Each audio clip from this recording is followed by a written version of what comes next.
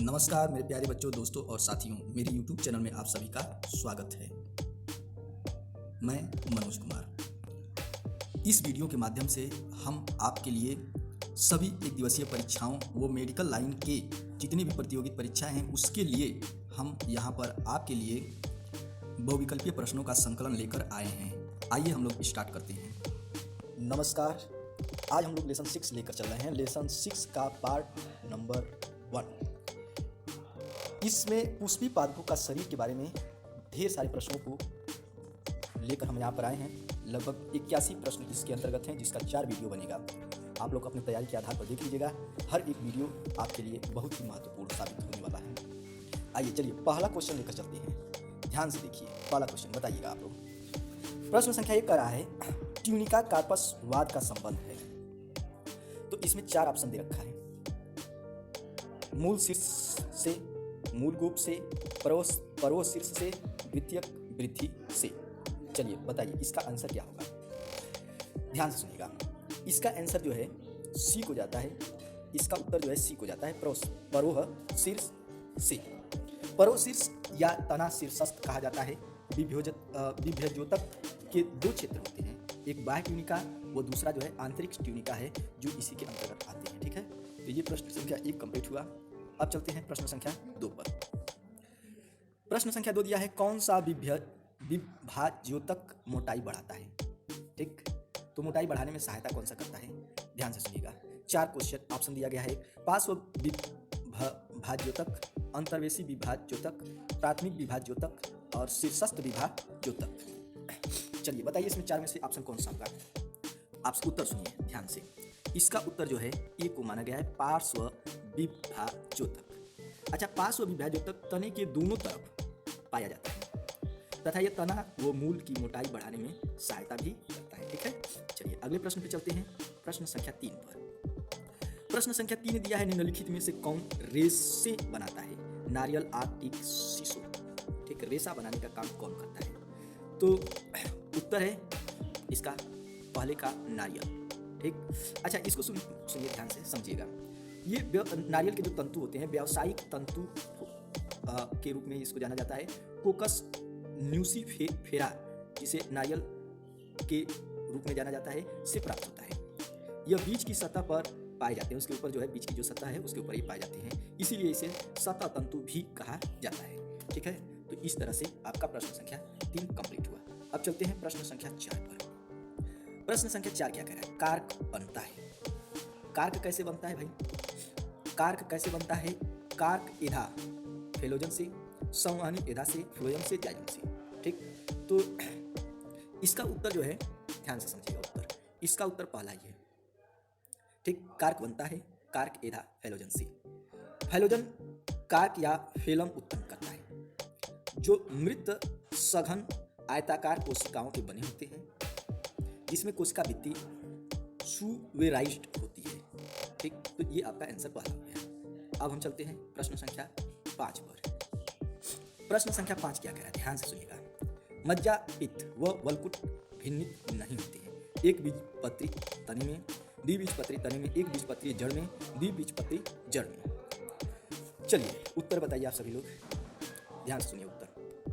इसका भी उत्तर पहला ही होगा। ठीक है, पहला ही इसका उत्तर, एक बीजपत्री तने में। अच्छा, एक बीजपत्री तने में जो भरण ऊतक, वलकुट, अंतस्थ त्वचा, परिरंभ, मज्जा व मज्जा किरणों में विभेदित नहीं होता है। ठीक है, ये बात ध्यान से समझिएगा, है ना। एक बार इसको और देख लीजिएगा पीछे करके। आगे चलते हैं प्रश्न संख्या 6 पर। प्रश्न संख्या 6 क्या कर रहा है, ध्यान से सुनिएगा। प्ररोह शीर्ष संगठन का कार्पस व ट्यूनिका में मुख्यतः निर्धारण किया जाता है। ए कोशिका विभाजन के तलों द्वारा, बी विभेजोतक सक्रियता के क्षेत्रों द्वारा, सी कोशिका वृद्धि की दर द्वारा और डी प्ररोह शीर्ष वृद्धि की दर द्वारा। ठीक, अब इसमें जो उत्तर आपका आएगा यह ए को माना जाएगा।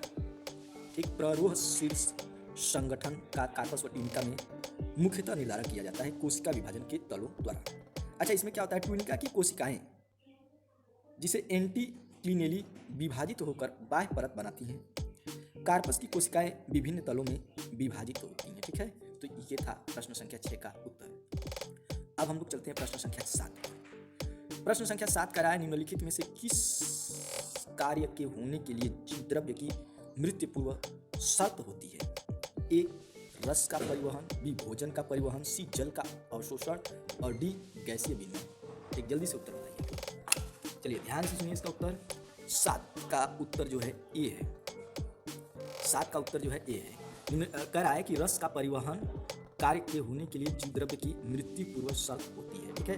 अच्छा, इसमें ध्यान से समझने वाली ये बात है कि पौधों में जल या रस का परिवहन जाइलम नलिकाओं द्वारा होता है तथा यह एक जीव द्रव्य रहित मृत ऊतक होता है। ठीक है। तो ये चीज विशेष रूप से जानने की जरूरत है। अच्छा, अगला प्रश्न पे चलते हैं। प्रश्न संख्या नेक्स्ट, अगला 8वां प्रश्न दिया है। 8वां, चालनी नलिकाएं भोजन के स्थानांतरण के लिए उपयुक्त होती हैं क्योंकि इसमें परिवेशित गत होते हैं, अंतःभित्तियां नहीं होती, परिवेशित ल्यूमेन व छिद्रित क्रॉस भित्तियां होती हैं, जीव द्रव्य की अनुपस्थिति। तो ये सारी चीज दिया गया है। चलिए प्रश्न संख्या 8 का उत्तर सुनिए ध्यान से। प्रश्न संख्या 8, ठीक, 8 का जो उत्तर है ये सी को जाता है, परिवेशित ल्यूमेन व छिद्रित क्रॉस भित्तियां होती हैं। ठीक है। अच्छा, इसको समझने वाली ये बात है कि जो चालनी नलिकाएं फ्लोएम की लंबी संवहनी नलिकाएं होती हैं, अंतिम भित्ति में अनेक छिद्र भी होते हैं। ठीक है। तो ये इसका उत्तर होगा। आगे चलते हैं। अगला प्रश्न ध्यान से समझिएगा। प्रश्न संख्या 9 पर चलते हैं। ठीक है। प्रश्न संख्या 9 थोड़ा सा बड़ा करते हैं क्योंकि दिखने में असुविधा होगी। पराश्रित छिद्रित काष्ठ व वलय छिद्रित काष्ठ के लिए, ठीक, कराए क्या सत्य है? ठीक, तो वलय छिद्रित काष्ठ थोड़े समय के लिए अधिक जल का परिवहन करती हैं, पराश्रित छिद्रित काष्ठ अधिक जल परिवहन करती हैं। आवश्यक के समय वलय छिद्रित काष्ठ अधिक जल परिवहन करती हैं, पराश्रित छिद्रित काष्ठ कम विशिष्टकृत होती हैं परंतु यह तीव्र गति से जल परिवहन करती हैं। अच्छा, इसमें देखने और समझने वाली ये बात होगी ना कि इसका उत्तर कौन सा माना जाए। ठीक है। तो देखिए इसका जो उत्तर है बिल्कुल सटीक जो उत्तर है ये सी को माना जा रहा है। किसको माना जा रहा है? सी को। अच्छा, इसको आप समझने वाली ये बात होगी कि वलय छिद्रित काष्ठ जो होता है विस्तृत छिद्रित काष्ठ की अपेक्षा अधिक उन्नति उसमें होती है तथा ऊंचे पादपों में यह स्थानांतरण में अधिक उपयोगी होती है। ठीक है। ये समझने वाली बातें होंगी। अच्छा, आगे चलते हैं। प्रश्न संख्या 10, एक बीजपत्री पर्णों में पाया जाता है, अंतर्वेशी विभ्यजोतक, पार्श्व विभ्यजोतक, शीर्षस्थ विभ्यजोतक, स्थूल विभ्यजोतक। ठीक है। तो ये चीजें होती हैं। 10 का प्रश्न देखते हैं। अच्छा, 10 में देखिए, 10 में उत्तर देखिए इसका ए, अंतर्वेशी विभ्यजोतक। एक बीजपत्री पर्णों में पाया जाता है अंतर्वेशी विभ्यजोतक। अच्छा, इसको देखिए, अंतर्वेशी विभ्यजोतक विभाज्योतक जो होता है शीर्षस्थ विभाज्योतक से विकसित होता है। ठीक है। तो ये चीज है। अब हम चलते हैं अगला प्रश्न, प्रश्न संख्या 11। 11 में देखिए क्या दिया है। स्थूल कोण ऊतक निम्न में से किसके तनों व पेटियोल में पाया जाता है? मरुद्भिद में, एक बीजपत्री में, द्विबीजपत्री जड़ी बूटियों में, जलोद्भिद में। चलिए बताइए, उत्तर बताइए फटाक से। आप मेरा उत्तर सुनिए। ये द्विबीजपत्री जड़ी बूटियों में पाई जाती है। स्थूल कोण ऊतक निम्न में से द्विबीजपत्री जड़ी बूटियों में के तने व पेटियोल में पाया जाता है। अच्छा, देखिए इसमें होता क्या है कि स्थूल कोण ऊतक नवीन द्विबीजपत्री तनों, पेटियोल्स व वर्णों की यांत्रिक आरोही तनों में अधिक मात्रा में पाया जाता है। तना यह यांत्रिक दृढ़ता उपलब्ध कराता है। ठीक है। तो इस तरह से इसका उत्तर यहाँ पर पाया जाता है। अच्छा, प्रश्न संख्या 12 में देखते हैं। कह रहा है कि स्थूल कोण ऊतक पाया जाता है हरित आरोहियों में, काष्ठी आरोहियों में, आरोही तनों में, जल पादपों में। फटाक से उत्तर मारिए, उत्तर बताइए भाई इसका।